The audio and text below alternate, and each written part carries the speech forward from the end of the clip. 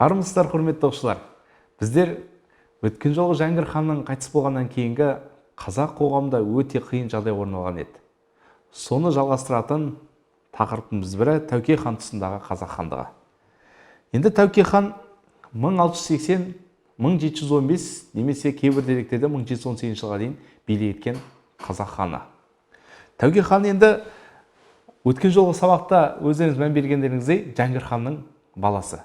Сол өте қиын жағдайда 80 мың әскерменен Түркістан қаласын аман сақтап билік басына келген хан. Тәуке ханның 1680 жылы жоңғарлар Жетісу, оңтүстік Қазақстанға басы көктеп кірді. Бүткіл біраз жердің барлығын басып алған еді. Сол кезеңде қазақ хандығының астанасы бұл Түркістан қаласы дейді екенсіздер. Ал жоңғарлардың жалпы ең үлкен қиын жорықтардың бірі ол 1681-85 жылда жалғасты. Яғни оңтүстік Қазақстан мен Сарысу өзеніне дейін басып алған еді. Сол кезеңде 1681 жылдары тарихта Сайрам қаласына бірнеше рет жойқын соққы берген кезең еді. Енді Тәуке хан сыртқы саясатта қалай шешті? Бірінші ішкі саясатта жалпы Тәуке ханның тұсындағы тың өзгерістер енгізді. Яғни феодалдық талас-тартыс пен батыраңқылықты жойып, бір орталыққа бағындырылатын қазақ хандығын құрды. Хандық кеңеспенен билік кеңесті құрды. Яғни билер билік ететін заман болды. Сонымен қатар хан мен билер ғана соттық мансапты атқара алатын болды. Ал билер жергілікті атқарушы өкіметке айналды. Содан кейін енді билер кеңесі бізде атақты үш жерде өткізілді. Яғни Түркістан қаласы маңайындағы Битөбеде, Сайрам қаласы маңайындағы Мартөбеде, ал Сырдария өзенінің бойындағы Ангрен қаласының маңында Күлтөбеде үлкен жиындар өткізіліп отырды. Яғни қазақта қарапайым мынандай бір сөз қалған, Күлтөбе басында күнде жиын дейді. Осы жерде жаңа билер кеңесі ақылдасып отырған еді. Ал енді сыртқы саясатта Тәуке хан мынау қырғыз бен қарақалпақ еліменен одақтас мемлекетке айналды. Ал Левшиннің айтуы бойынша бұл Тәуке хан дейді, спарталықтардың ақыл-ойы, дана-ойы Ликургпен теңеген еді. Бұның өзі Тәуке ханның шын мәнісінде қандай хан екенін көрініс табады екен. Орыс мемлекетімен экономикалық, саяси, дипломатиялық байланыс орната білді. Оны мына жерде суреттен қарасаңыздар болады. Мына жағында Тәуке хан суреті, мына жағында бірінші Петр. Тәуке хан естеріңізде болса 1680-1715 дедік. Ал бірінші Петр болатын болса балалар 1682-1725 жылдары бір заманда, бір кезеңде өмір сүрген патша екен. Ең алғаш осы бірінші Петрмен сауда байланысын нығайтып Тәуке хан қазақ қоғамын, қазақ хандығын жақсартқысы келді. Енді оның көрінісі 1694 жылы бірінші Петрмен елші жіберіп аталық арқылы сауда байланысын нығайтқан еді. Ал қарақалпақтардың билігі бұл сасық би арқылы бағындырып отырған еді. Сөйтіп сыртқы саясатта да Тәуке хан тұсында өте оңтайлы жолмен шеше білді. Енді жоңғарлармен қайта соғыспас үшін басқа да мемлекеттермен байланыс орнатып, сөйтіп жоңғарлар тынышталған кезең еді. Енді Тәуке ханның билігі кезеңде алтын ғасыр деп аталады біздің уақытта. Алтын ғасыры дейді. Яғни тарихта ең алғаш рет жеті жарғы деген атпен енген заңдар жинағын шығарды. Бұл заңдар жинағын естеріңізде болса Қасым ханның қасқа жолы, Есім ханның ескі жолы деген заңдар жинағын негіздей отырып, Тәуке хан ең алғаш рет жеті жарғы жүйесін шығарды. Енді жарғы сөзінің мағынасы жалпы әділетті деген мағына береді екен. Енді жеті жарғының жеті жарғысы. Міне, біріншісі жер дауы, екіншісі үй іші мен бала тәрбиелеу, үшіншісі ұрлық, қарлық, барымта, төртіншісі бір халық пен басқа ру арасындағы дау, бесінші ұлтын жаудан қорғау, алтыншы құн дауы, жетінші жесір дауын. Осы жеті мәселені үлкен мәселеге қозғап, осын шешіп отырған екен. Енді жеті деген мәселеге қазақта жалпы білесіздер, жеті киелі. Киелі самовис біледі. Ал осы кезеңнің өзінде жеті деген үлкен ұғымның өзі біздер үшін өте қасиетті екендігін осыдан байқауымызға да болады екен. Жеті мәселені жеті жолмен шешу. Немесе жеті үлкен қиыншылықтан алып шығу деген сияқты мәселелермен қарастырсақ та болады екен.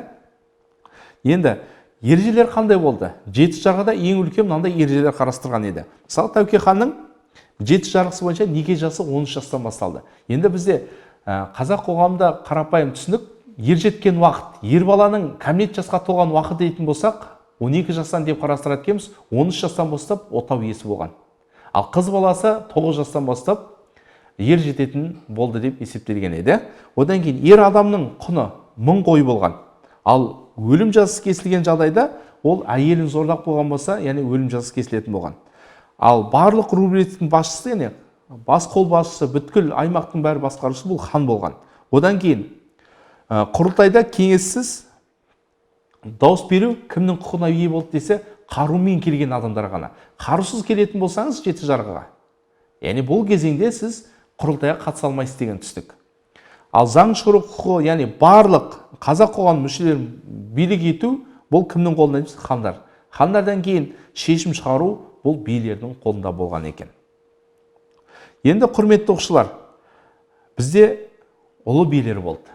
Яғни қазақтың үш төбесі: Төле би, Қазыбек би, Әйтеке би. Енді Төле би бабамызға тоқталатын болсақ, 1663-1756 жылдары өмір сүрді.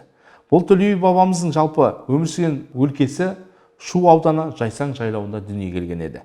Ел билігіне араласып 15 жастан бастап халыққа танымал болған еді. Енді Төле бидің басынан өткен бір қызық оқиғасын айтып берейін. Төле бидің өзі атақты билердің бірі болған.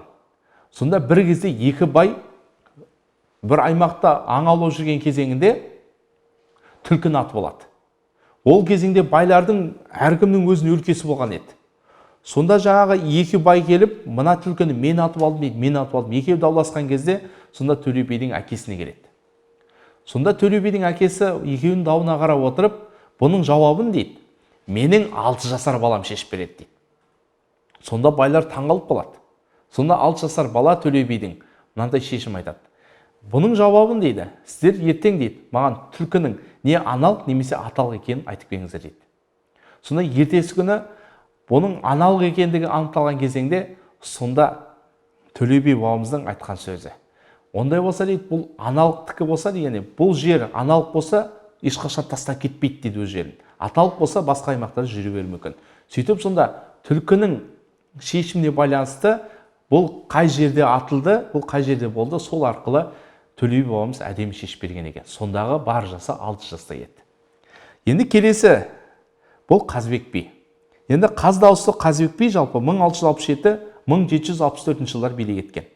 Енді көзге түскен кезеңіне қазір тоқталатын боламыз. Өзі Сырдария жағалауында дүниеге келген. Енді Қаратау, Ұлытау ауданында аймағында туып өскен жері, яғни сол жақта мекен еткен. Ал Қазыбектің тәлім-тәрбиесі ол әкесі Келбектен бері қалыптасқан екен. Енді Қазыбектің көзге түскен уақыты бұл әрине 1680 жылдардағы сол кезеңде жоңғарларға байланысты. Қазақ жерін бүткіл аймақты басып алған кезде қазақтардың көптеген әскерлерін тұтқынға алып кеткен кезде сол тұтқыннан аман сақтап шыққан сондағы 13 жасар бала еді. Осындай біздің Қазыбек би бабамыздың қаз дауысы Қазыбек деп аталуының себебі осы екен. Ал келесі үшінші төбеміздің бірі кіші жүзден шыққан бұл Әйтеке би. Әйтеке бидің негізі шын есімі Айтық. Өмір сүрген уақыты 1682-1766 жылы. Енді деректерге сүйенсек, Әйтеке бидің кішкентай кезінен де өз алғырлығымен көзге түскен. Мысалға 7 жасында жолаушылар келе жатқан кезде өздері келіспей қалған мәселесін сонда 7 жасар бала осы Әйтеке би шешіп берген еді. Олай болса, құрметті оқушылар, біздің үш төбе биіміз бар: Төле би, Қазыбек би, Әйтеке би. Бұл билерімізді біз біліп жүрміз керек екен. Әділетті, шыншыл. Олай болса, құрметті оқушылар, біздің бүгінгі Тәуке хан тұсындағы қазақ хандығы бітті. Сау болыңыздар.